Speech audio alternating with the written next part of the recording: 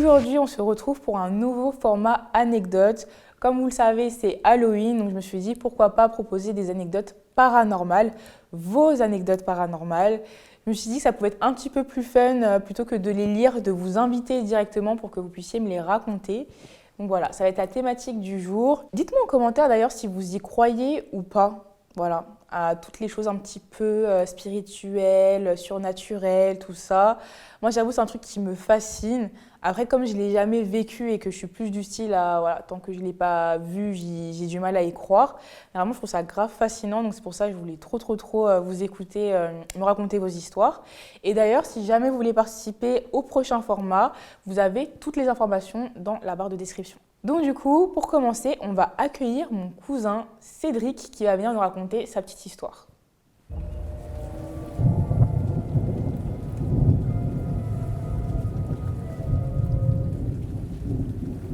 Coucou Cédric, ça fait grave longtemps, t'étais déjà venu sur ma chaîne en plus. Ouais, c'était il y a 6 ans, 5 ans? Mais ouais, c'est un truc. Donc du coup, je te laisse quand même te présenter pour les personnes qui ne te connaissent pas. Ok, moi c'est Cédric, je suis le cousin de Leslie, je suis freelance en vidéo, donc monteur-cadreur et créateur un peu de contenu sur mon compte Insta. Ouais, et TikTok aussi un petit peu. Et un peu TikTok aussi. Et t'as quel âge? 26 ans. 26 ans. Et écoute, en plus je la connais pas l'histoire. Ouais. Tu vas pas raconter, donc je te laisse nous raconter tout ça. Alors l'histoire en fait elle concerne du coup le décès de mon père. Ça a commencé en fait au décès de mon père, mais avant même que je commence par ce point. Mon père avant il travaillait en gros chez la compagnie Air Afrique. Donc du coup il était chef steward chez Air Afrique, tout se passait bien, il gagnait bien sa vie, il n'y avait rien à dire. Et puis un jour, voilà, coup dur pour lui, Air Afrique a fait faillite. Et du coup, ça l'a mis vraiment bas. Donc du coup, il s'est laissé aller par la dépression. Il a commencé à beaucoup boire. Donc du coup, ça a été compliqué dans sa vie perso à lui. Il n'avait plus trop d'espoir, il voulait plus continuer le travail. Et du coup, il ne savait pas où aller. Et même dans la relation avec ma mère, ça n'a pas été forcément facile par rapport à ça. Donc du coup, il n'a pas voulu en gros continuer un peu sa vie. Et ça, c'était au Togo. Parce que de base, il était basé en Côte d'Ivoire, donc du coup, il était reparti au Togo. On avait une maison là-bas et tout ça. Et du coup, moi et ma mère, on est venus en France. Du coup, c'est quand j'avais 5 ans, 4 ans, en vrai. Et du coup, elle a proposé à mon père de venir. Et lui, il ne voulait pas. Il ne voulait pas parce que, voilà, il voulait pas venir en France parce qu'ici, il fait trop froid. Il préfère rester là où il y a la vitamine D. Donc, du coup, voilà. Et après, moi, les derniers souvenirs que j'ai eus avec lui, c'est avant même qu'on arrive en France, il buvait beaucoup, il avait des excès de colère. Et après, qu'on arrive à l'aéroport pour venir en France, il m'a dit au téléphone qu'on allait peut-être se revoir, ça je me rappelle. Et moi, j'avais un peu senti ça comme un adieu, on va dire, tu vois. Ouais. Déjà à ce moment-là ou c'est avec le recul plutôt? Non, même pas. Depuis, enfin, tu sais, genre, je l'ai perdu quand j'avais 6 ans et quand j'y repense, je me rappelle encore de ce ton très... solennel un peu, ouais. Enfin, ouais. Et un Tu peu as senti que c'était un apeuré. au revoir, ouais. Ouais, clairement, tu vois. Et même, je me rappelle à l'aéroport, j'ai dit à ma mère, j'ai l'impression que je le reverrai plus. Mais bon, après, c'est passé, j'ai pris l'avion, etc., tout ça. Et un jour, on était à la maison, ma mère a reçu un appel, je ne savais pas c'était qui au téléphone, et d'un coup, elle s'effondre. Elle était devant moi, vraiment, elle tombe, boum, par terre et tout ça, elle se met à pleurer. Et moi, je ne comprenais pas trop ce qui se passait, donc du coup, moi aussi, je pleure avec elle, parce qu'elle pleure, donc moi aussi, je pleure automatiquement. Et après, du coup, elle me prend dans ses bras, elle me fait un câlin et tout ça. Et moi, je ne comprenais pas trop ce qui se passait, mais j'avais un peu deviné sans vraiment deviner, en fait. Et c'est bizarre parce qu'en vrai de vrai, ça remonte à loin, enfin, tu sais, c'est loin derrière comme ça. Et j'ai encore bien les détails précis. Et elle m'a dit oui et tout, on va partir voir en gros ton papa pour lui dire au revoir. Sauf que je me rappelle, en fait, il y a vraiment genre, tu sais, un peu un blackout quand même. J'étais petit, tu vois. Donc C'était il y a 20 ans là ce que tu me racontes. Grave. Et du coup, je pourrais même pas t'expliquer quand j'ai pris l'aéroport, etc., tout ça, enfin l'avion. Et quand j'arrive en gros à Lomé, elle m'habille en costard, tout ça. Sapé. Et moi, je me dis, bon, peut-être en gros, c'est une cérémonie, tu vois. En fait, à ce moment-là, elle n'a pas mis de mots sur ce qui s'est passé. Ouais, elle n'a pas voulu vraiment me dire en gros ce qui se passe. Et moi, j'étais un peu surpris et à la fois, j'étais content, j'étais apprêté, tout ça et tout. Je me rappelle même carrément, j'avais appelé sur son numéro de téléphone que je connaissais par cœur. Mais c'était directement le répondeur. Et je trouvais ça bizarre et tout ça. Et du coup, j'arrêtais pas de dire à ma mère, mais pourquoi on est habillé comme ça, qu'est-ce qui se passe et tout ça. Et tout, elle n'a pas voulu mettre de mots là-dessus. Ok, tranquille. J'ai commencé à voir que c'était encore un peu plus bizarre quand on a pris en gros la voiture. Et tu sais, je sais pas comment on appelle, ah oui, le corbillard. Ouais. Et tu sais, avec la petite alarme en haut. Ah ouais, vraiment comme limite dans les films et tout, ouais. Grave. Il y avait grave du monde et tout ça. Et j'ai commencé à comprendre qu'il y avait un truc qui était assez bizarre parce que la tension, l'atmosphère, elle était très, très, je ne sais même pas comment t'expliquer, c'était super négatif. Ouais. Et du coup, on arrive à Néo, donc voilà notre village, tout ça. Et on arrive dans une petite maison et il y avait grave du monde, il y avait mes frères et tout, mes frères et sœurs, tout ça. Et je commence à capter qu'il y a quelque chose de grave, mais j'arrivais pas à comprendre parce que du coup, je rentre dans une chambre et du coup, tu as le lit de mort. C'est comme ça on dit, je sais pas. Si, il me semble le lit que de mort. oui. Ouais. Et du coup, je vois du coup quelqu'un qui est allongé sous un truc en plastique, tout ça et tout. Moi, ça me fait un choc directement, Mais je vois ça. bien sûr, t'étais De fou. si jeune en plus. Grave. Et je sais pas, le premier réflexe que j'ai eu, c'était de toucher en gros les pieds. Donc du coup, je touche le pied, mais c'était super dur. C'était vraiment limite de la pierre, on va dire, tu vois. Et j'étais en mode, première réaction, je fais ça et tout ça. Et tout le monde pleure, je vois ma sœur, je vois mes frères, enfin je vois mon frère, mes sœurs et tout ça. Elle me regarde, tout le monde avait les yeux rouges, je dis là, mais qu'est-ce qui se passe, tu vois. Et du coup, tu as la sœur de ma mère qui me prend dans ses bras. Elle me dit, ça va aller et tout. Moi, je suis en mode, mais comme ça va aller. Tu vois, j'avais du mal un peu à réaliser ce qu'il y avait. Mais j'avais capté que c'était un mort, tu vois. Mais je ne sais même pas comment t'expliquer de pourquoi j'ai pas eu peur, tu vois. Ouais. Donc du coup, je vois le corps et tout ça. Et ma tante, elle me dit, tu le reconnais et tout ça. J'ai dit, bah non. Parce qu'en fait, je pense que quand il y a une personne qui est morte, on lui injecte peut-être des produits. Et en fait, ça l'a un peu dévisagé. Ok, je vois. Il n'était pas du tout facile à reconnaître, tu vois. Et du coup, je réfléchis. Et quand je vois les visages des gens qui me regardent, qui regardent le corps, qui me regardent. Parce qu'en fait, moi, j'ai pas pleuré, tu vois. J'avais aucune réaction. Bah parce que tu comprenais pas ce qui se passait. Grave. Et du coup, j'ai dit, c'est mon père. Et après, elle me dit, bah ouais, et tout ça et tout, mais elle se met à pleurer grave. Et moi, quand je regarde le corps, je sais que mon père, il est mort. Mais je ne savais pas trop vraiment ce que c'était la mort encore. Ouais. Tu vois. Je savais à peu près ce que c'était, mais sans le savoir, tu vois. Du coup, en fait, ça m'a fait un truc. Et je me suis dit, ah ouais, mon père, donc là, il va monter au ciel. Ok. Et j'avais envie de pleurer, mais je n'arrivais pas à pleurer en même temps parce que c'était vraiment... En fait, c'est choquant, en fait. Tu sais, pour un enfant, quand je prends du recul, je me dis, c'est chaud quand même mais bien sûr. Mais ça, c'est une dinguerie, en vrai. De vrai, c'est une dinguerie. Je te jure. Et du coup, on fait la petite cérémonie, le cercueil était au milieu, bref. On tourne en rond autour et tout ça. On va l'enterrer, etc., etc. Maintenant, on arrive au soir. Et quand on prend le chemin du retour pour aller à la maison, j'ai commencé en fait, à avoir des sortes d'imagination. Je ne sais pas si c'était de l'imagination ou si c'était vraiment spirituel, tu vois, mais en gros, j'avais comme des flashs. C'est comme ça, en fait, en prenant en photo, c'était des flashs jaunes qui venaient à chaque fois comme ça devant mes yeux. Et j'avais un peu l'image de mon père, mais super en colère, comme si c'était limite un démon. Tu vois. Et moi, je refusais en fait d'admettre que c'était un peu l'image que je voyais de mon père. Ah, l'image qu'il t'avait laissé en fait un petit peu, le fait peut-être qu'il buvait, qu'il était des fois un peu violent et tout. Grave. Ok, ça se manifestait comme ça. Exactement. Et du coup, je criais, je disais ouais et tout, là mon père et tout, Bon, je ne me rappelle pas trop vraiment de ce que j'ai dit, mais je me rappelle, j'étais vraiment apeuré et tout ça. Et t'as mon oncle qui me prend dans ses bras et tout ça. Il me dit mais non et tout, ça va aller, c'est dans la tête et tout ça. Mais c'était impossible en fait d'enlever l'image parce que c'était sans cesse des images avec des flashs, tu vois. Ouais. Maintenant, on arrive à la maison. Du coup, on habitait dans une grande villa et on avait en gros des chiens. Okay. Et il y avait un chien dont j'étais proche, donc du coup, qui était le chien aussi proche de mon père. C'était un petit caniche, on l'appelait Joubou, un petit caniche blanc. Et en fait, on était dans un hall. Et dans le hall, quand je marchais avec mon chien, j'avais une voix qui m'appelait. Et c'était la voix de mon père. Et du coup, c'était un peu à la fois un sentiment d'espoir. Tu vois. Je me disais, ah, il n'est pas mort. Tu vois. Sauf que la voix que j'entendais, ça m'indiquait une direction. Okay. Donc du coup, moi, comme j'étais très fusionnel avec le chien, je lui parlais en même temps, je disais, ah, et tout, t'entends et tout ça. Sauf que mon chien aussi, il avait une réaction qui était trop bizarre. Il avait commencé à grogner, il restait sur place, les oreilles s'étaient levées, il avait une petite patte aussi comme ça levée, et il grogne. Et moi, je lui disais en mode, mais du coup, t'entends ce que j'entends et tout ça et tout. Et après, il aboie et il part comme ça, il traverse la porte, et il fait le tour de la maison, mais plusieurs fois, tu vois, sans cesse. Et avant même qu'en gros que je le suive... Je me dis, c'est un caniche, c'est même pas le genre de chien, tu sais, les chiens de garde ou quoi. Genre, non, ouais. Et avant même que je le suive, j'entends en gros ma mère, ma grand-mère, elle était encore en vie, Et mes tantes qui disaient, mais Jobou et tout, mais calme-toi, mais qu'est-ce que tu fais et tout, maintenant. Et moi, je cours. Et en fait, il y avait un endroit dans la villa, je sais pas, je pourrais pas te dire c'était quoi exactement, mais je disais, il y a mon père et tout qui m'appelle et tout, tout ça, il faut que j'y aille, il faut que j'y aille et tout. Et je courais vers la direction. T'as une de mes tantes qui me chope par le bras, elle me dit, viens ici, qu'est-ce que tu entends et tout, nanana. Je dis, ouais, il y a mon père qui m'appelle, tout ça et tout, nanana. Et ma grand-mère était très, très croyante. Ouais. C'était même au-delà de la religion, elle était très croyante. Ouais. Et en gros, elle disait, en fait, en Mina, donc du coup, la langue qui est togolaise, elle disait Doré. Doré, c'était le surnom de mon père. Elle disait Doré, laisse l'enfant tranquille. Si c'est toi, faut que tu partes. Si c'est pas toi.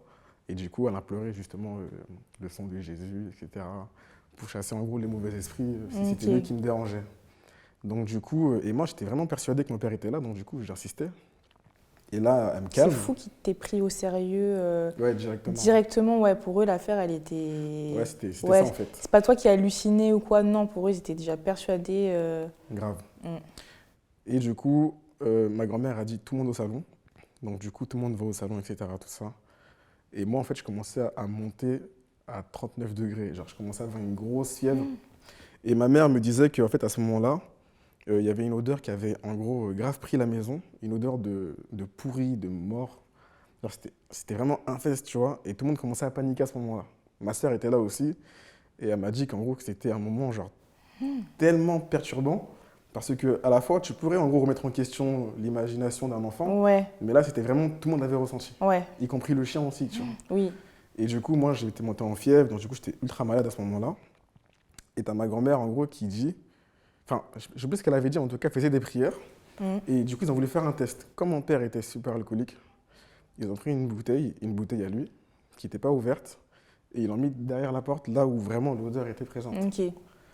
Et du coup, elle ferme la porte, elle s'attend 5 minutes, elle rouvre la porte, et ma mère me disait qu'en gros, que la bouteille s'était vidée à la moitié, mais elle n'était pas ouverte. Donc du coup, c'était vraiment... Il y avait vraiment, genre, en gros, une présence qui était dans la villa, tu vois. Et moi, directement, t'as ma sœur et tout, bref, qui dit qu'en gros, il faut qu'on amène mon petit frère, en gros, à l'hôpital, parce que voilà, la fièvre, elle monte, etc. On m'amène, en gros, du coup, à l'hôpital, enfin, dans une clinique, et tellement j'étais, en gros, stressé par l'aiguille, ouais, parce qu'en fait, on avait piqué, tu vois. Et j'étais encore aussi dans le truc, là, de, ouais, mon père et tout, que du coup, en fait, ça m'a amené, en gros, à un handicap, dans le sens où elle a voulu, en gros, me faire le vaccin. Et j'ai tellement tremblé, tellement paniqué qu'en fait, elle a piqué en gros un nerf. Et du coup, ma jambe, elle a commencé à devenir toute molle. Et sur le chemin du retour, j'étais toujours dans mon délire. Et en fait, je disais à ma sœur, ouais, tout, j'arrive pas à marcher. Ma jambe, elle est bizarre, j'arrive pas à marcher. Donc du coup, on m'a rapatrié en France. Et du coup, j'étais paralysé de la jambe droite pendant 3 mois. Et j'ai dû faire une éducation. Une rééducation de ta jambe et tout. De ma jambe et tout, à Lyon. Et après, du coup, tout ça, ça s'est pas en fait arrêté directement. J'ai vécu plein de choses, du coup, à La Courneuve, dans l'appartement, parce que mon père aussi, il était déjà venu. J'ai vécu des choses bizarres, même avec Jérémy d'ailleurs, mon cousin. On a vécu des choses à deux. C'était horrible. C'était des trucs comme ça sans cesse, chaque nuit, genre voire toutes les semaines en fait. Et tu vois. Quand par exemple tu dis que c'était avec Jérémy, du coup c'était au Togo? Non, là c'était à La Courneuve. Toujours à La Courneuve, ok. Ouais. Et En fait, dans tous les endroits où tu allais, où lui était déjà allé, en fait, tu ressentais du coup sa présence ou des faits. Ouais, tout le temps. Tout le temps. Genre, j'étais limite un peu accro même à ça en fait, quelque part. Genre, parce que ça te rappelait sa présence quand tu disais qu'en fait il était là. Je t'avoue que c'était pas un truc qui me rassurait. Oui. Je voulais pas chercher à être en contact avec lui. Mais ça m'a mis dans un délire où je me disais. Enfin, dans un délire où je voulais vraiment comprendre le monde spirituel et les trucs peut-être fantomatiques. Pourquoi aussi est-ce qu'il voudrait rentrer en contact avec toi? Enfin, je sais pas si c'est une question que tu t'es déjà posée. Je m'étais dit, est-ce que c'est parce qu'il est mort dans une mort qui n'était pas forcément douce, tu vois, en vrai, tu vois. Parce qu'en fait, mon père, comment il est mort, il était en gros au salon, justement là où j'ai fait ma fièvre. Et je crois qu'il avait tellement bu que du coup, il a fait une hémorragie. Il a saigné en gros du nez, des oreilles, bref, tout un truc. Donc du coup, à chaque fois, je me disais que peut-être l'image que j'avais de lui à ce moment-là, c'est parce qu'en fait, il était en colère par la manière de comment il était décédé, tu vois. Ouais, je vois. Et en plus, il laissait un enfant derrière lui. Donc, en tout cas, moi, c'est comme ça, moi, je le pensais. Ouais. Et tout le temps, en fait, je faisais des recherches sur Internet pour savoir ce que c'était. Je m'intéressais. Et des fois, même, je provoquais un peu le truc. Ouais. Genre, ça me faisait flipper. mais je cherchais toujours à essayer de provoquer quelque chose pour voir pour le faire apparaître, entre guillemets, pour l'appeler, pour essayer de rentrer en contact avec lui. Ouais, un peu d'une ça. certaine manière. Ouais. C'est ça. Et du coup, en gros, ça a disparu comment? C'est un jour, j'avais rêvé qu'en gros, qu'il était venu dans la maison, donc du coup, à la Courneuve. Ok. Et il était tout en blanc, mais c'était pas genre en blanc, genre t-shirt blanc. On n'était pas dans ce délire, mais c'est vraiment genre, il était vraiment genre, c'était une source de lumière en fait. Il avait des longs cheveux, ultra noirs. Et du coup, il m'avait dit qu'en gros, qu'il avait fini. Et que du coup, en gros, qu'il partait, tu vois. Mais la manière dont il avait apparu, c'était tellement genre une paix. Tu vois, c'était vraiment comme si en gros, on avait coupé quelque chose, tu vois. Ok. Et depuis ce temps, j'ai plus jamais eu à faire des trucs. Et ça date d'il y a combien de temps? Bah franchement, ça s'est fini quand j'avais 12-13 ans. Ouais. Donc, quand même, ça a duré quand même bien 6 ans. Ouais. Avec des gens autour de toi qui ont aussi ressenti les mêmes choses que toi. Donc, ouais, même ma soeur aussi, elle avait senti aussi, quand j'avais des trucs bizarres à la Courneuve, ma soeur, quand elle venait, elle sentait des présences aussi, elle disait. Des fois, elle n'était pas forcément à l'aise, alors qu'elle n'était pas plongée dans l'idée qu'il était là, tu vois. Ouais. Mais elle ressentait ça, et moi, je me disais, putain, donc je ne suis pas fou, tu vois. Ouais. Et ma mère, elle ne m'a jamais vraiment fait ressentir comme si j'étais fou, parce qu'elle y croyait, tu vois. Ouais. Mais elle faisait en sorte de me rassurer, de me bénir, enfin, par tous les moyens possibles. On avait même ramené un prêtre qui était venu à la maison pour purifier la maison et tout ça. Et lui, le prêtre, il avait ressenti quelque chose ou tu... Je pourrais pas te dire, il faudrait que je demande à ma mère, mais en tout cas, je me rappelle qu'il était venu, qu'il avait mis du sel dans chaque coin des portes, des coins, dans les angles en tout cas de la maison, du citron aussi. Et il était venu avec le truc aussi, là, j'ai oublié comment ça s'appelle. Le chapelet ou le... Non, tu sais, le truc qui fait de la fumée. Là. Ah oui, si, je vois. J'ai l'odeur... de l'église. Ouais. Et du coup, il avait fait ça. Et d'ailleurs, c'était juste après ça que j'ai plus trop eu, eu affaire à des trucs bizarres. Ouais. Et dans ta vie, il y a eu d'autres moments où tu as été amené à vivre des choses comme ça ou non, c'était vraiment que dans le contexte de ce qui s'est passé avec ton père? Si. Enfin, en vrai, moi, je suis toujours intéressé par la spiritualité, tu vois. Genre, moi, j'ai du mal un peu à le voir comme de la sorcellerie ou quoi que ce soit. Parce que c'est vraiment un monde qu'on a du mal un peu à comprendre. Mais qui aussi à la fois, qui peut être bénéfique comme à la fois qui peut te desservir, tu vois. Genre, oui, bien sûr. Et moi, en vrai, j'ai plus eu affaire à des sortes d'apparitions, on va dire, et tout, ou ressentir qu'il y a un esprit dans la maison, mais j'ai eu beaucoup affaire à des rêves lucides, des sorties astrales, j'en ai déjà fait aussi. Et voilà. Ok. Lourde histoire sur nous, franchement, je m'attendais je m'attendais pas du tout à une histoire pareille. Je suis trop choquée, même je savais pas du tout que tu avais vécu ça. Enfin, voilà, parce qu'en gros, pour ceux qui ne savent pas, Cédric et moi, on a su qu'on était cousins très, très, très tardivement. C'est-à-dire, on l'a su, justement, il y a peut-être 6 ans ou 7 ans, un truc comme ça. Parce que justement, dû au décès de son père, il n'était pas forcément très proche du coup de la famille, enfin du côté de ma famille. Ouais. Et donc du coup, par exemple, en fait, c'est un oncle qui m'a dit « Ah mais si, Doré, effectivement, voilà, je vois qui c'est, etc. Voilà, on l'a connu dans le passé, mais voilà, ça fait déjà plus de 20 ans. Moi-même, j'en ai 24, j'en ai avoir 25, donc c'est pas, c'est pas des personnes que, par exemple, que ma mère connaissait ou des choses comme ça. Donc on l'a su très tardivement et donc effectivement je savais que ton père était décédé, mais c'est vrai que je ne savais pas du tout c'était dans ces, dans ces circonstances pareilles et encore moins que tu avais vécu tout ça après. Grave. Et ça va aujourd'hui, c'est quelque chose avec lequel tu es en paix entre guillemets? Dis-toi que ça fait maintenant 1 an, on va dire que j'ai vraiment fait un deuil, malgré que des fois j'ai des moments où j'ai un peu de la haine un peu contre lui. Ouais. C'est pas vraiment de la haine, mais je lui en veux quelque part de s'être laissé aller comme ça. C'est ça. Mais à la fois, je me remets en question, tu vois, et je me dis, je connais pas sa vie, je sais pas qu'est-ce qu'il a traversé. Oui, bien sûr. C'était pas la même époque. Grave. Et la dépression, c'est moins étudié. Aujourd'hui, maintenant, la dépression, on peut grave l'étudier comme il faut. C'est vrai qu'aujourd'hui, on en parle plus, mais à l'époque, c'est quelque chose qu'on ne comprenait pas, et encore plus, on va pas se mentir, en Afrique. Grave. Donc du coup, voilà. Mais maintenant, là, je le vis bien. Et voilà. Okay. Après tout ce qui est expérience fantomatique, etc., ça me fait plus peur en vrai, tu vois. Si même là, il doit se passer quelque chose, dans une maison, un truc comme ça. C'est limite, en gros, c'est familier, tu vois. Oui, c'est vrai, et tu arrives à avoir du recul sur la situation pour l'avoir du coup déjà vécu. C'est ça. Ok, et B, franchement, enfin, c'est une lourde histoire, mais en tout cas, enfin, je trouve que dans la signification et dans la finalité, je trouve qu'au final, là, se finit quand même assez bien. Je trouve ça bien qu'il y ait eu le côté quand même où tu sens qu'il est libéré et qu'il est parti en paix aussi quelque part. Je pense que même pour toi, ça a dû finir par t'aider, tu vois, à te dire qu'au moins, là où il est, bah, ouais, clairement. tu vois, ça se passe bien pour lui. Parce qu'avoir juste l'image de quelqu'un qui a la haine, ça doit être aussi, je pense, dur. Ouais, c'était dur quand ouais. même. Hein. Des fois, en vrai de vrai, je te mens pas qu'il n'y a pas une année qui passe où je pense pas à ça. Bah forcément. Non, ça Voire m'étonne même, tu sais, il y a au moins une semaine comme ça qui passe dans le mois pas. Ouais, où j'ai des petits moments où je me rappelle, tu vois. ouais, bien sûr, bien sûr. Et comme je t'ai dit, tu vois, voir le corps de son père, subir tout ça à 6 ans. Mais c'est un truc. Mais tu sais que même déjà moi à mon âge, je sais pas si j'arriverai à regarder ça. Mais alors à un enfant, enfin, j'imagine même pas. Grave. Et voilà. Ok. Ben, écoute, franchement, merci beaucoup d'avoir partagé ce moment aussi intime au final avec nous. Merci à toi. Hein.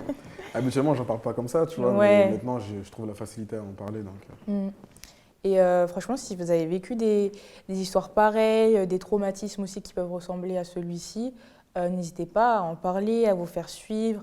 Je sais que c'est encore un truc assez tabou d'aller voir un psy ou quoi, mais je pense que là, c'est une situation où il n'y a qu'un professionnel en fait, qui peut vous aider, avec qui vous pouvez en parler, pour lâcher prise, tu vois. Ouais. Et arrêter, parce qu'au final, ça t'a hanté d'une manière, on va dire, spirituelle, avec la présence et tout, mais tu es aussi hanté finalement par tes souvenirs, et le pourquoi et le comment, et pourquoi est-ce qu'il a fait ça, et pourquoi est-ce qu'il m'a laissé dans cette situation-là, tu vois. Grave. Et pour moi, c'est ça le plus dur, en fait. Ouais. C'est pas juste vivre le truc en mode ouais, je suis hanté, etc. Pour moi, c'est plus les souvenirs qui vont rester. C'est limite un trauma quelque part, tu vois. Oui, bah, mais bien sûr. Donc, c'est ça le plus dur, en fait. À digérer, on va dire.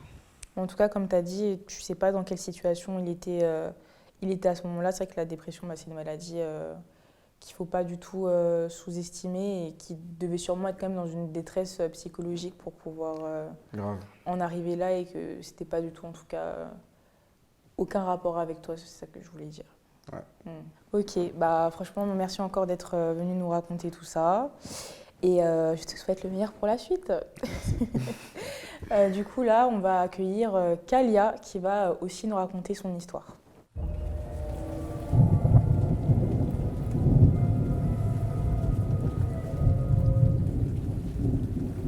Tu peux te présenter rapidement, nous dire un petit peu ton âge. Moi, c'est Kalia, j'ai 20 ans. Pour l'instant, je suis à la recherche d'une école pour mon avenir. Et puis voilà. Une école dans quoi? Une école dans les langues. Ok. Alors, Kalia, tu vas venir nous raconter aujourd'hui une histoire. Donc, c'est pas une histoire qui fait peur. Non. Mais c'est une histoire quand même qui est assez particulière. Voilà. Donc, je te laisse commencer à nous raconter tout ça.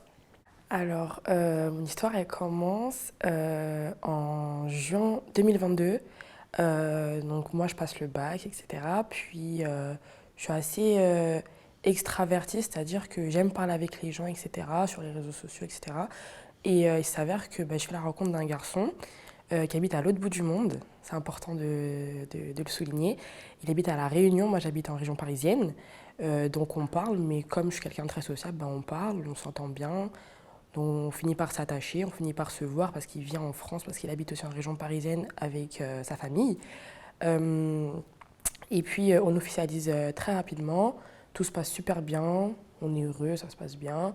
On a 2-3 petits projets, style voiture, vacances, etc. Donc tout se passe extrêmement bien, franchement rien à signaler, on est parti un peu en vacances. Et il s'est avéré qu'entre-temps, entre juin et du coup octobre, il s'avère qu'on travaille. On n'habite pas ensemble, mais on arrive à gérer la distance parce qu'il y a 45 minutes de trajet entre lui et moi, mais on arrive quand même à avoir des projets, à se voir, etc. Puis ça lui vient l'idée de vivre du coup à La Réunion où il habitait avant. Oui, il décide de me proposer de vivre à La Réunion, du coup, quand même à presque 10 000 km de chez mes parents, de ma famille, de mes amis, etc. Donc c'est une décision que je ne prends pas à la légère. Bien sûr. Donc je réfléchis un peu, mais pour moi, qui aime le changement, les nouvelles routines, etc., je me dis, trop cool et tout. En fait, voilà. Au final, je me dis, c'est trop cool et tout, c'est une expérience. Et puis au pire des cas, si ça se passe mal, au moins j'aurais vécu mon truc. C'est pas grave, on est bien, on est amoureux, donc voilà, on vit notre truc. Du coup, un mois après, parce qu'on est en octobre, un mois après, on décide de partir. Donc, il faut savoir que moi, j'ai la phobie de l'avion. Mais voilà, par amour, on prend l'avion pendant 11 heures. 11 heures, c'est quand même quelque chose. C'est un long courrier, tu t'arrêtes pas, c'était 11 heures non-stop. Donc voilà, je me dis, bon, c'est pas grave, allez, par amour, on va le faire. Du coup, tout se passe super bien. On arrive là-bas, il fait chaud. Alors que déjà, j'ai quitté la France, il faisait froid, c'était l'hiver. J'étais super contente. Enfin bref, ça se passe super bien. Donc je reste jusqu'à janvier-février. Ça se passe bien entre vous deux? Tout se passe super bien entre-temps. Bon, il y a des hauts et des bas parce que pareil, la vie de couple, c'est pas toujours tout beau, tout rose. Donc j'hésite de rentrer parce que je me rends compte qu'en fait, la vie dans les dom-toms, elle est très dure. Tu trouves pas forcément de travail très vite parce que c'est d'abord les locaux en priorité. Donc voilà, puis j'y suis allée un peu sans diplôme, sans rien parce que entre-temps, j'avais pas eu mon bac. Mais je me suis dit, c'est pas grave, on va pas s'arrêter là, on passe au-dessus.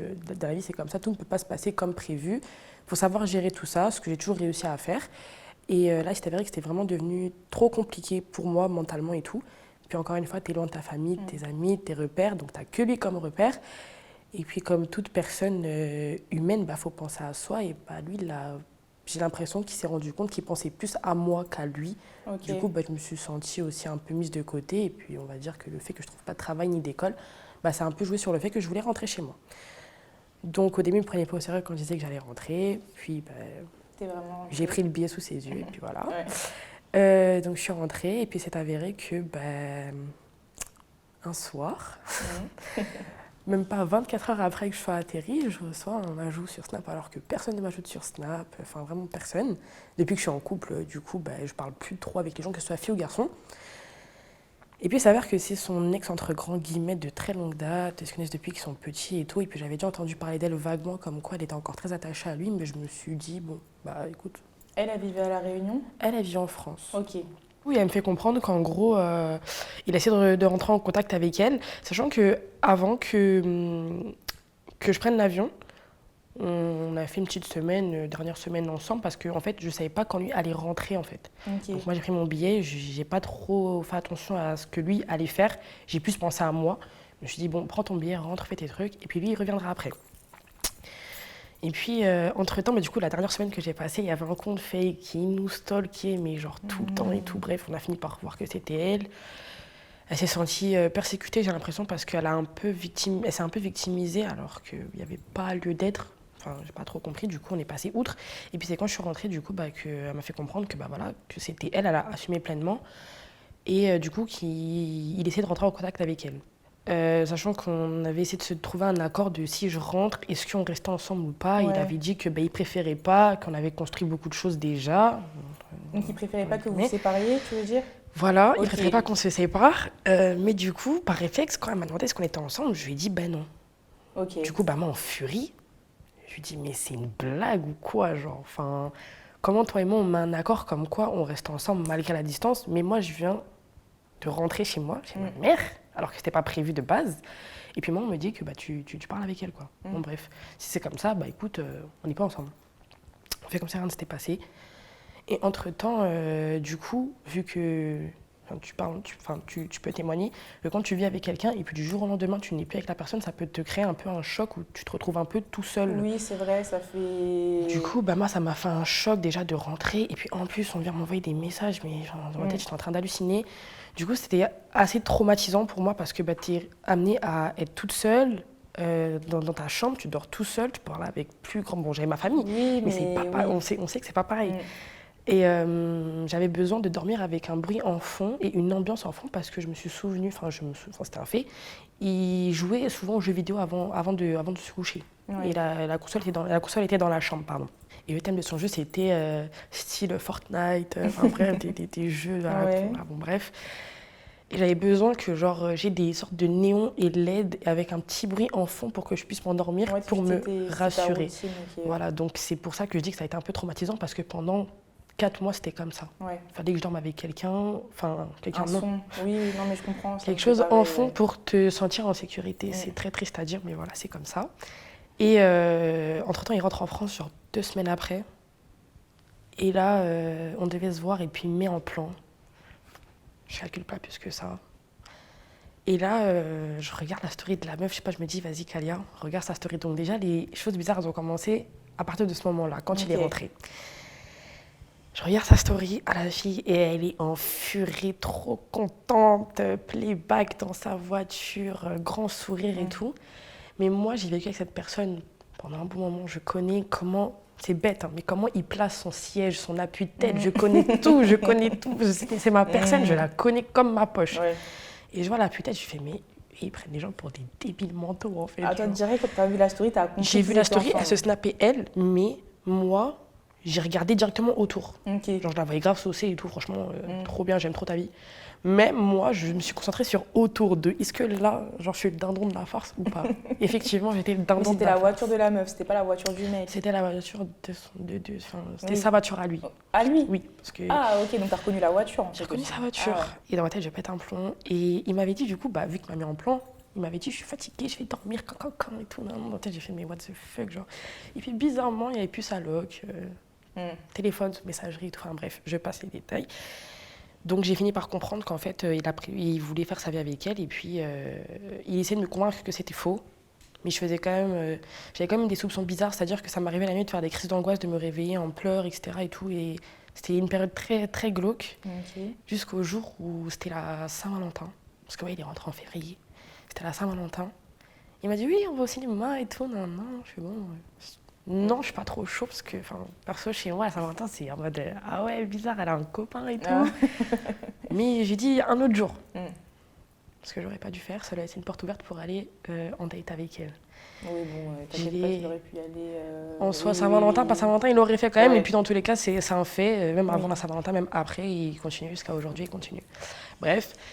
Du coup, il y a la fameuse Saint-Valentin, t'as refusé. Voilà, j'avais un mauvais pressentiment, pardon. J'avais très chaud, j'avais peur et tout. Et je décide d'aller sur le groupe Discord où je suis dedans. Et puis des fois, je regarde un peu ce qu'il fait. Enfin, pas ce qu'il fait, mais genre, il fait des lives des fois de son jeu avec ses copains en chat privé, enfin en room privé en gros. Et des fois, j'allais dedans. Et il m'avait dit avant de sortir, écoute, là je sors avec son pote. Mais d'abord, je vais sur Discord. Sur Discord, t'es grave pas connecté, genre. Ah. Ton pote est grave pas connecté sur Discord, genre, me prends pas pour une débile. Mais il y avait un autre de ses copains qui était connecté, du coup, je dis oui, il est où ton pote là et tout? Apparemment, il est sorti avec un tel, mais les deux, ils sont pas sur Discord en fait, genre, c'est quoi? Bref, il finit par dire, bref, dis-lui que je débarque chez lui, je suis prête à attendre le temps qu'il faut. Mais aujourd'hui, lui et moi, on va se voir et on va mettre fin parce que c'est pas possible. Moi, je peux pas vivre dans cette situation-là. Parce que vous n'étiez plus officiellement en couple. On n'était plus officiellement en couple, mais il y avait cette situation où il me faisait espérer, calme-toi, tranquille, enfin bref. Et du coup, j'arrive chez lui, il était peut-être 23h30, minuit. Et j'ai attendu jusqu'à 4h du matin qu'il rentre de son date, dans le plus grand des calmes. Et il savait que tu étais là? Indirectement, il savait, il avait compris que j'étais là. Okay. Mais il m'a pas parlé. Bref, je lui ai dit t'inquiète, bonne nuit et tout. Enfin bref, indirectement, il savait que j'étais là, du coup, il est arrivé. Et quand il m'a vu arriver, vu qu'il a paniqué parce qu'il pensait que c'était faux, il est parti, il a fait demi-tour, il est parti super loin. Mais encore une fois, je te connais comme ma poche, je sais où tu vas te planquer. Du coup, j'y suis allée. Je suis tombée nez à nez avec la fille, elle a été choquée aussi parce que elle avait cru en ses paroles. Et je lui ai expliqué que, écoutez, on est en trouble en SWAT. En SWAT, on est en trouble. Vraiment, bref. Et c'est à partir de ce jour-là que, en gros, aussi, j'ai commencé à refaire beaucoup de crises d'angoisse, beaucoup de rêves. Et en fait, vu qu'il me faisait espérer beaucoup de choses, et je rêvais beaucoup de ce qu'il faisait dans mon dos quand il me disait qu'il était chez lui, en fait. Et vu que je suis quelqu'un de très croyante, je priais pour avoir la paix d'abord. Et dans ma prière, je mentionnais que si cette personne n'était pas de très bonne volonté, montre-le-moi, débrouille-toi pour me montrer. C'est une dinguerie de dire ça. Oui, non, mais voilà, je priais pour avoir le déclic et voir de mes propres yeux ou de manière implicite, explicite que cette personne n'était pas faite pour moi. Enfin bref. Et puis je voyais tout dans mes rêves.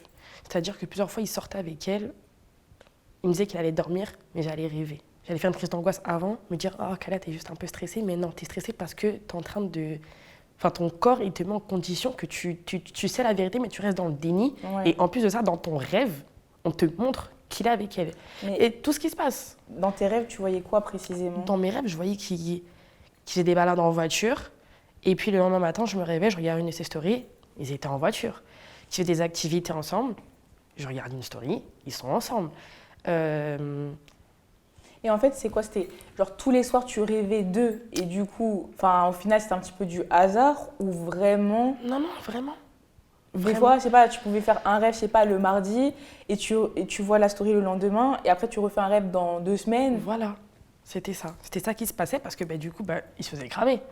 On a fait un peu attention, Kalia, calme-toi, vas-y, viens, on se voit demain, on fait un truc ce week-end. Et puis dès qu'il sentait que je m'étais détendue, hop, rebelote. Ah, donc en fait, à ce moment-là, vous vous côtoyez encore, en fait. Voilà, parce qu'entre-temps, il m'a fait comprendre qu'il avait mis fin avec elle, mais non, en fait. Et tu voyais tout dans tes rêves? Je voyais tout, et c'est fou parce que elle se gênait pas parce qu'elle ne savait pas en soi que lui et moi, on se parlait encore, vu que c'est un mythomane en soi. Et lui, il disait quoi sur elle? Il disait que c'était qui? C'est une folle. Non, c'est pas moi. Non, mais je lui ai parlé parce que... non. Et toi, tu parlais pas avec elle? Non, du coup. Non, mais je comprends. C'était vraiment en cas d'extrême urgence que, vraiment, j'étais en train de vraiment devenir folle. Vraiment, je lui disais, écoute, c'est ça, on va l'appeler. Tu vois? Enfin, bref. Et voilà, c'était beaucoup de je vois tout dans mes rêves. Et puis, dernièrement, c'était son anniversaire. Quand on s'est contacté, du coup, quand j'étais à Bruxelles, c'était son anniversaire le week-end. Et j'avais approximativement la période de son anniversaire, mais la date exacte, je ne l'avais pas. Puis c'est avéré que du coup, le soir de son anniversaire, j'ai rêvé qu'il allait faire un anniversaire mondial. Mais un rêve, mais vraiment, j'ai dormi 3 heures cette nuit-là, mais en 3 heures, il s'est passé, tout ça, quoi. J'étais en mode, waouh, scénariste. Donc, quand tu dis un rêve mondial, c'est en gros, il y avait là le monde. Oui, c'était un anniversaire mondial. Il y avait tous ses copains, les copains qu'ils ont en commun, même mes copines. J'ai vu mes copines dans le rêve, je me dis, mais what the fuck, c'est quoi en fait? Et dans le rêve, le thème, c'était dans les tons violet et rose. Ça, il faut le préciser. Thème violet, rose, LED et tout. Voilà. Je me dis, Kalia, c'est trop bizarre parce que ça fait trop longtemps que tu n'as pas rêvé de lui parce que ça fait un moment que c'est fini en fait. Donc là, je ne comprends pas. Mais on s'était quittés. Mais là, je sais pas, en fait, là, mon subconscient, je ne sais pas ce qui s'est passé, mais ça a fait que j'ai fait un rêve qui a fait que ils étaient ensemble alors que ça fait un moment que je rêvais plus d'eux. Et je décide de regarder une story. Et je vois qu'ils sont dans un restaurant déjà qu'on avait déjà fait. Déjà, c'est horrible. Ouais. Horrible. Et le restaurant était dans le thème de son anniversaire que j'ai eu dans mon rêve. Et ça, c'est... je trouve que c'est un peu une dinguerie quand même. Donc, en gros, c'est la déco du resto. La déco du resto. Elle était violette et rose. Violette et rose comme dans mon rêve. Ouais. Oui, quand même. Enfin, je sais pas si je me suis fait comprendre. Oui, voilà. Bien sûr. Et du coup, c'est ça. Donc, c'était à chaque fois, tout ce qu'il faisait, je pourrais pas tout dire en détail parce que on serait là jusqu'à après-demain. Ouais. Mais c'était tout le temps, dès qu'il faisait quelque chose, tellement je priais fort, je voyais tout dans mes rêves. Mais je me disais, mais non, vu que tu as été traumatisée, c'est post-traumatique. Oui, voilà. Quand tu as un choc, tu peux tout prendre. Oui, c'est vrai, chaque petit détail, tu vas l'interpréter. Voilà.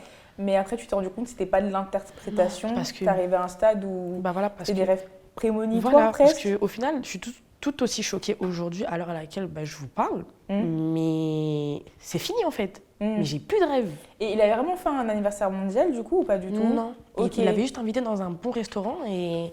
mais avec les couleurs en tout cas. Avec les mêmes tons, le même thème quoi. Ouais.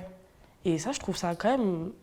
c'est pas commun. C'est pas anodin, oui. En plus, surtout les couleurs que tu as dit, c'est pas quelque chose que tu vois souvent. C'est ça, et puis surtout que rationnellement, un rêve, c'est rationnellement expliqué par ton imagination. Oui, c'est vrai.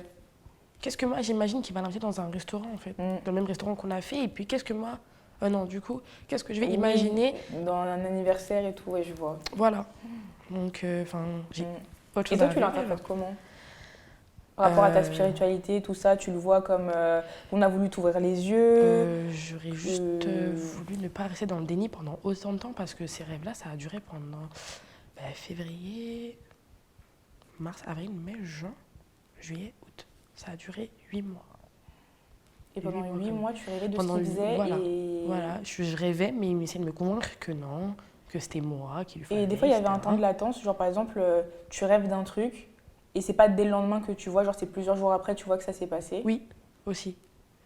Il m'est arrivé une fois que, pareil, j'ai fait une crise d'angoisse avant d'aller au travail et j'avais pas le temps de me préoccuper en fait de l'appeler, de savoir qu'est-ce qu'il faisait parce que c'était un travail où je commençais très tôt le matin.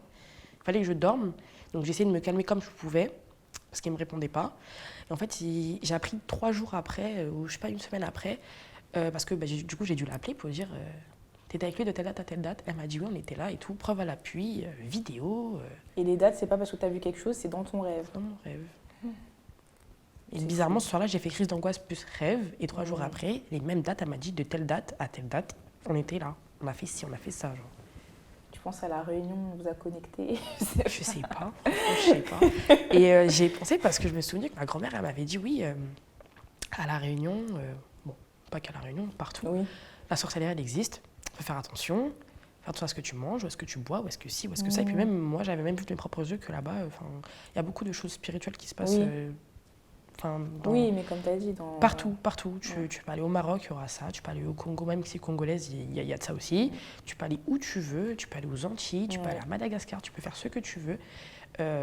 S'il y a de la spiritualité et beaucoup de croyances, il y a de la sorcellerie aussi. Ouais. Ça, c'est un fait. La sorcellerie, c'est un fait. Ça existe vraiment. Mais toi, tu le vois comme du coup un côté genre négatif, genre en mode parce que bon, quand on dit la sorcellerie, quand même, c'est plutôt négatif, ou tu vois plutôt comme le positif.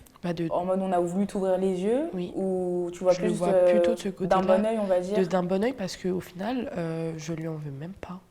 Ok. Je lui en veux même pas, juste il aurait pu me le dire.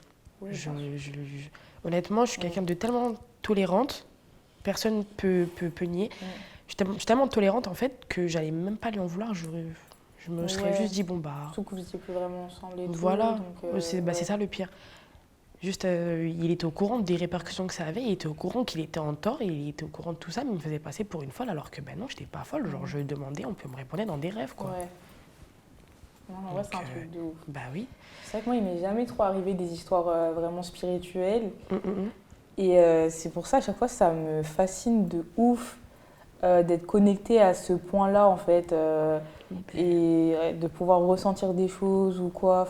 C'est vrai que c'est pas donné à tout le monde. Je sais que avant, j'ai déjà été en couple, ça m'était jamais arrivé. Mais là, en fait, on avait tellement une forte connexion. Voilà. Après, on est arrivé à ça aussi au début de notre relation, où on allait souvent à l'église, donc on peut dire que cette connexion-là, elle s'est créée aussi à ce moment-là, parce que c'est vrai. Je sais pas trop comment l'expliquer, mais bien sûr.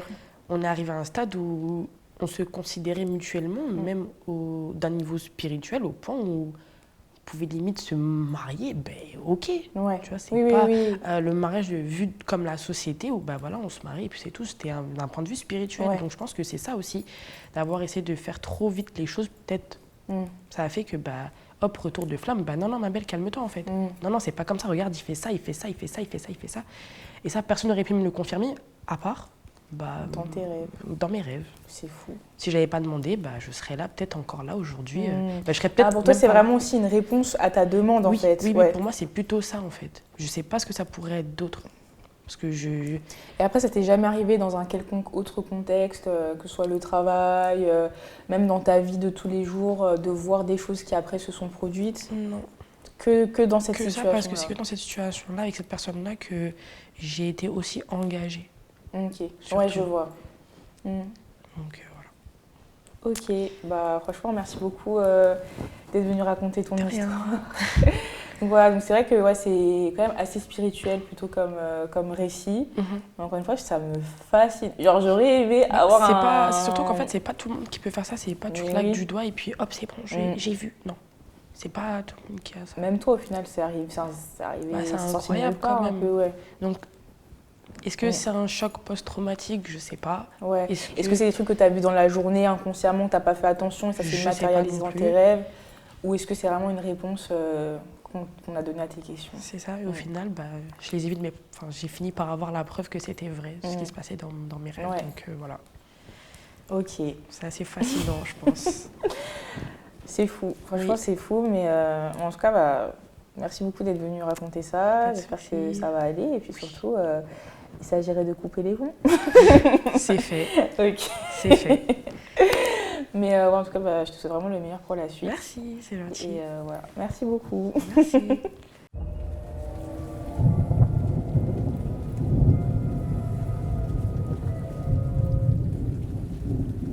Hello Marine, j'espère que tu vas bien. Ça va, merci. Du coup, je te laisse te présenter. Je m'appelle Marine, j'ai 26 ans et je suis aussi créatrice de contenu sur les réseaux sociaux. Trop cool. Donc aujourd'hui, tu vas venir nous raconter une petite histoire pour Halloween. Donc je te laisse commencer et nous raconter ce qui s'est passé. Ok, je rentre direct dans le vif du sujet. En fait, ma grand-mère, elle a emménagé, il me semble que c'était en 2010, dans une maison. Donc une maison normale, une moche maison, mais voilà, enfin, ça fait pas maison film d'horreur, quoi. Okay. Et en fait, juste avant, elle avait habité dans un logement juste à côté, où moi, je me sentais très bien quand j'allais très souvent, toutes les vacances, même des fois le week-end. Enfin, j'étais régulièrement là-bas. Et en fait, dans cette maison, quand elle y est emménagée, tout de suite, ma première nuit, ça n'allait pas. Enfin, je me suis sentie hyper mal. Je me sentais pas bien, en fait, dans l'atmosphère. Angoissée, oppressée. Angoissée, même oppressée. Ouais. De base, j'avais pas de problème pour dormir ou autre. Et là-bas, il fallait à tout prix que j'allume une lumière ou que je m'endorme avec une vidéo. Okay. Ça m'avait causé une mauvaise habitude de m'endormir avec une vidéo ou autre, quoi. Et puis le temps est passé, et puis ma grand-mère, carrément, elle m'engueulait parce qu'elle me disait que l'électricité, c'était pas gratuit. Donc, elle venait éteindre à chaque fois la lampe dans ma chambre la nuit. Et puis moi, toujours à la même heure, je me réveillais. Donc après, à ce moment-là, j'avais pas encore fait le rapprochement, mais je rallumais, enfin bref, voilà, c'était sur un long moment, ça s'est passé comme ça. Là, il y avait une grosse coupure entre ce moment et là où je vais raconter, c'est que j'étais un peu plus âgée, donc plus posée pour parler de ce genre de choses. Okay. Donc je dormais toujours avec la lumière allumée. Je crois que j'avais peut-être 18 ans, quoi. Donc, que voilà. chez elle, du coup, ou même toi, non, du coup que chez elle. Ok. Ça se passait vraiment que chez elle. Et en fait, un jour, on en parlait parce que dans ma famille, il y a souvent eu en fait des trucs de paranormal avec style esprit, etc. Mais moi, c'était plus quand j'étais petite que ça m'arrivait. Sauf que ma mère, elle ne voulait pas en entendre parler. Donc, dès que j'en parlais, je me faisais engueuler. Parce qu'elle y croyait aussi un petit peu. Je sais pas. Je pense qu'elle avait... ma grand-mère m'avait expliqué que plus jeune, quand elle devait avoir, 15 ans, même peut-être un peu avant, ils avaient été dans une maison où s'était passé des choses. Et du coup, je pense que depuis... Elle se persuadait que ça n'existait pas pour se protéger, peut-être, je sais pas. Et du coup, avec elle, j'en parlais jamais. Mais avec ma grand-mère, un jour, de plus en plus, on en parlait, en fait. Parce que moi, j'aime bien, j'adore tout ce qui est paranormal, etc. Je m'intéresse beaucoup à ça. Et on en parlait, plus posé, tranquillement. Et en fait, un jour, elle m'avait dit qu'elle savait d'où venaient mes peurs. Parce qu'elle avait su, mais pas pour pas me faire peur, elle m'en avait pas parlé. Mais elle savait que la maison, elle était habitée. Et qu'en fait, ça avait été confirmé par la propriétaire, à qui elle lui avait dit, je me rappelle, elle m'avait dit qu'elle avait une discussion avec elle, et en gros, elle lui disait, vous avez oublié de me dire que la maison, elle était habitée. Et la propriétaire, elle lui a dit, oui, je suis désolée, j'ai pas encore fait le nécessaire, on va faire le ménage. Et en plus, ça lui était, ma grand-mère, ça lui était déjà arrivé, j'étais pas née, hein. Ça lui était déjà arrivé dans une de ces maisons où la propriétaire lui disait pareil, oui, elle entendait un bébé qui pleurait dans la salle de bain toutes les nuits. Et en fait, la propriétaire, elle lui a dit, oui, la propriétaire d'avant, la locataire d'avant, elle avait un enfant et il s'est noyé dans la salle de bain. Il est mort noyé. Et du coup, ça s'est répété avec cette maison. Et du coup, c'est là que j'ai compris où elle m'a dit, oui, je voulais pas te faire peur, etc. Mais oui, la maison, elle est habitée, je ressens des choses. Et en fait, à partir du moment où elle m'a dit ça, j'ai un peu moins paniqué, parce qu'elle m'a dit, t'inquiète pas, s'il devait m'arriver quelque chose, ça serait arrivé depuis bien longtemps. Okay. Mais elle avait vu que toi, plus jeune, t'avais des craintes. Ouais. Elle avait ressenti ça. Oui, ouais, moi j'ai toujours, j'ai toujours été plus jeune, vécu des trucs comme ça. Ok. Sauf que moi, ma mère, elle voulait pas en parler. Donc pour moi, peut-être c'était des cauchemars ou quoi, mais c'était vraiment spécial ce qui m'arrivait. Donc c'était pas de simples cauchemars ou autre, quoi. Et du coup, elle savait que j'étais effrayée par rapport à ça. Et du coup, en grandissant, après, mes peurs, elles se sont... ça s'est calmé, quoi. Ouais, bien sûr. Et du coup, après, ça s'était calmé sur une période, tout ce qui se passait la nuit, etc. Et puis, au fur et à mesure où je passais beaucoup plus de temps là-bas, donc plus âgée, on va dire, j'avais peut-être 16, 17, 18 ans, je commençais à entendre des bruits, mais vraiment toute la nuit. Ça grinçait beaucoup dans la maison, donc après, certains pourraient dire c'est des souris ou elle est vieille, etc. Mais ça grinçait vraiment en mode quelqu'un qui marche. Et en fait, la nuit, j'avais réussi enfin à éteindre la lumière pour dormir. Et je fermais la porte aussi, parce qu'il y avait les chats, etc. Je voulais pas être dérangée, je voulais être dans la chambre enfermée. Et souvent, la nuit, je me réveillais toujours à la même heure, donc vers 4 heures, etc. Et en fait, au début, je faisais pas attention, mais au fur et à mesure, après, je me réveillais et j'entendais un bruit venir vers moi. Et plus ça m'arrivait, Un bruit comment des pas, en fait. Ok. Donc ça grinçait. Ouais, c'était un genre de sol en bois, donc ça faisait un bruit de quelqu'un qui marche sur le bois, quoi. Donc un bruit qui fait peur. Et ça s'arrêtait à côté de moi, tout le temps. Donc j'entendais des bruits de pas, ça s'arrêtait à côté de moi. Et ça me faisait peur. Donc je rallumais la lumière et je terminais avec la lumière. Et en fait, il y a un jour où c'était en plein été, j'avais laissé une bouteille à côté, à cet endroit où des fois j'entendais, je ressentais quelque chose à cette zone-là. Et en fait, je me réveillais en pleine nuit parce que la bouteille, elle est tombée. Sauf que mon lit, il était vraiment en hauteur, donc ça ne pouvait pas être moi. Et puis moi, je dormais en plein milieu du lit, bref. Il n'y avait aucune raison que... Voilà, c'est ça. Et puis ça ne pouvait pas être autre chose. Et en fait, puis c'était en été, les chats dormaient dehors. Il n'y avait personne, la porte était fermée, il n'y avait rien. Et la bouteille, elle tombe. Et en fait, elle roule plus loin. Donc j'allume la lumière, je la vois loin. C'est pas genre elle est tombée, je l'ai fait tomber, c'est genre vraiment pouf. Ouais. Et pareil, ça, en fait, j'ai flippé de ouf. Et ça continuait les trucs de pas, de machin, de présence, voilà. Puis il y avait une cave aussi en bas.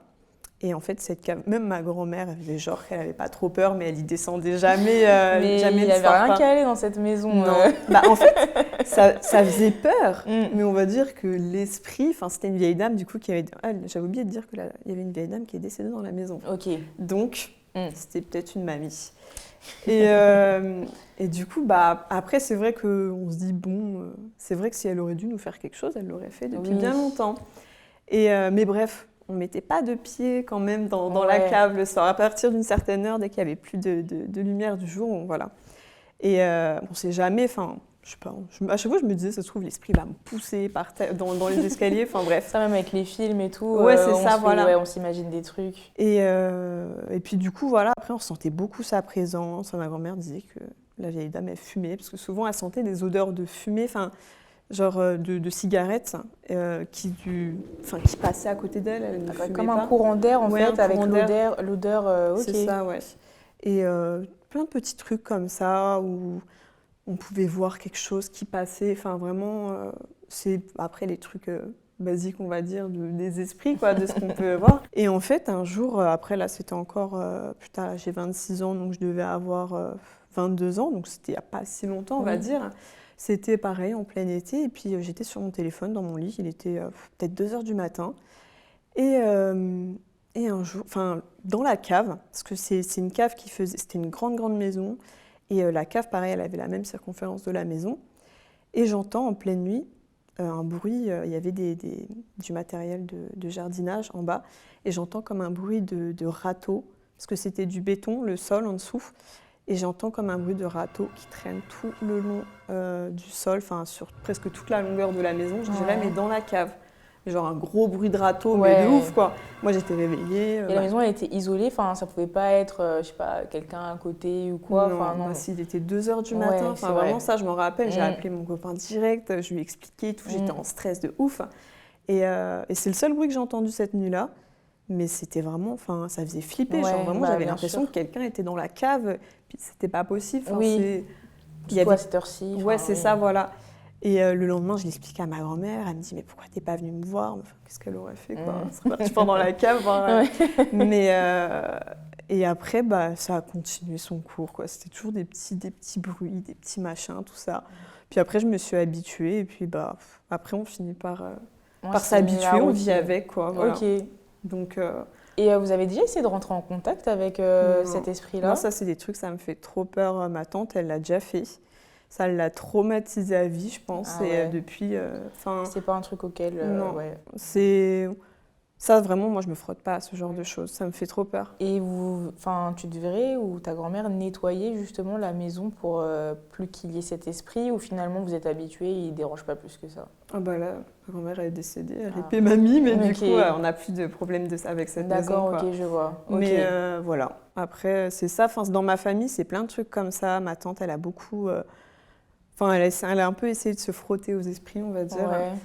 Elle le fera plus, mais souvent elle me disait qu'elle ressent pas mal de choses, même au niveau de ce qui est rêve prémonitoire. Ça m'est souvent arrivé. Dans notre famille, il y a vraiment un truc comme ça qui rôde, où chacun de nous a déjà vécu, même encore. Des expériences. Ouais, c'est ça. Ouais. Et toi, du coup, ça s'est passé seulement là-bas chez ta grand-mère, ou même par la suite, tu as eu d'autres expériences similaires, où vraiment tu sens que tu es... pas dire connecté, mais que les esprits font entre guillemets un peu partie de ton quotidien. Franchement, plus maintenant. C'était surtout quand j'étais plus jeune, et j'ai l'impression que plus on apprend à vivre avec, et plus moins il se passe de choses en fait. Ok, je vois. Ouais, plus ça devient anecdotique, banal, voilà. Après, de ressentir les choses. Il m'arrive des fois dans des maisons de ressentir certaines choses et tout, ou justement rien. Et à ce moment-là, je me dis, tout va bien. Ouais. Mais c'est vrai qu'il peut m'arriver encore dans des lieux, oui, là, je vais sentir, je me sens oppressée la nuit, je vais avoir du mal à dormir ou autre. Et tu fais direct le lien? Tu dis direct ça peut être franchement, parce que même, pour moi, quand une maison elle est habitée comme celle de ma grand-mère l'était, il y a des bruits qui ne trompent pas. Tu ressens que c'est un vrai bruit et c'est pas juste un truc ça fait qui comme craqué, c'est sourd en fait. La nuit c'est sourd, alors que par exemple là où j'habite actuellement, la nuit il y a des bruits lambda d'une maison. Voilà. Et quand je me sens mal dans des maisons, c'est sourd en fait. Je me sens comme dans une bulle, mais c'est oppressant, c'est trop bizarre la sensation que ça fait. Ça m'arrivait souvent quand j'étais petite. C'était vraiment des trucs bizarres, j'avais l'impression d'être dans un monde vraiment parallèle, surtout quand on est enfant, on dit que c'est là où on ressent le plus de choses. Et puis voilà, après c'était surtout quand j'étais plus jeune. Là, ça s'est calmé, mais bon, heureusement, parce que franchement... mais bon, après, voilà. Ok. Franchement, merci beaucoup d'être venu nous raconter ces petites anecdotes. Avec plaisir. Comme je disais avant, moi, ça m'est jamais vraiment arrivé, les histoires comme ça. Et je trouve ça, c'est un truc de fou. Vraiment. Et surtout, moi, je suis quelqu'un, je sais que j'ai peur, mais j'ai peur de vrais gens. Quand je suis chez moi, ma crainte, c'est qu'on cambriole, c'est qu'on m'agresse, c'est que quelqu'un vienne. Et je sais que j'ai une amie, elle est dans une maison, et elle aussi, elle a peur des fois un peu quand elle est chez elle. Mais elle a peur que ce soit un esprit, que c'est pas du tout la même crainte. Et je trouve ça fou de craindre quelque chose finalement qui n'est pas, on va dire, tangible. Voilà, je trouve ça vraiment fascinant. Et toi, du coup, c'est pas un truc que tu crains finalement? Tu sais que c'est là et c'est juste... oui, au final, comme on dit, s'il devait nous arriver quelque chose, ça nous arrive. Oui, c'est vrai. Voilà. Mais craindre quelque chose où... il se passe rien, on ne te fait rien de mal, voilà. Après, on ne peut plus continuer à craindre ce genre de choses. Tu peux ressentir, moi je dirais, si je me sens mal dans un endroit, je ne vais pas y rester. Oui. Mais par contre, de là après, à vraiment craindre, me dire, il va arriver, voilà. Maintenant, je vais plus me rapprocher justement de tes peurs à toi, surtout depuis que je suis maman, qu'on me cambriole justement. Tous les soirs, je suis là à fermer toutes les portes, etc. Maintenant, c'est plus ce genre de peur. Je pense quand on vieillit... on rationalise, entre guillemets. Ouais, je vois. Mais c'est surtout quand on est jeune. Après, il y en a de notre âge qui peuvent être terrorisés de ça. Mais oui, là, c'est plus bien sûr. Après, je pense que si tu es vraiment très, très, très sensible aussi, forcément, ça ne doit pas avoir le même impact. Ouais. Donc, ok. Je sais que pour ma tante, c'est comme ça. Ça se passe toujours. C'est vraiment beaucoup... Ça, elle a toujours été entourée de ça jusqu'à encore maintenant. Mais elle n'en parle pas forcément. Quoi. Ok. Ok. Bah, en tout cas, merci beaucoup d'être venu, nous avoir raconté la petite histoire. Et puis, écoute, je te souhaite le meilleur pour la suite. N'hésitez pas d'ailleurs à aller la suivre sur ses réseaux sociaux. Elle est active sur Insta, sur TikTok, YouTube, je crois pas. Je commence, mais c'est des shorts, donc... C'est bien, allez voir quand même. Ouais. Après, c'est la même chose. Ok. Merci en tout cas d'avoir suivi cette vidéo. Merci aux 3 personnes qui sont venues nous raconter leur histoire. Honnêtement, je ne m'attendais pas forcément à des témoignages aussi touchants, aussi sérieux. C'est vrai, je m'attendais à un format un peu plus léger. Mais voilà, c'est ce qui arrive aussi quand... finalement, ce sont des histoires en fait, qui sont réelles, qu'ils ont vraiment vécues. Donc, c'est normal que ça les touche profondément. Donc voilà, en tout cas, si jamais vous aussi, vous voulez participer au prochain format, donc ça ne sera pas du tout sur cette thématique. La thématique, elle est déjà disponible en barre d'infos et dans le formulaire qu'il y aura si jamais vous voulez participer. Et nous, du coup, on se dit à très vite pour une prochaine vidéo. Ciao! I love you, girl. Follow me, follow. Come to me now, follow. Sweet Belinda, follow. Oh yeah, follow me, follow.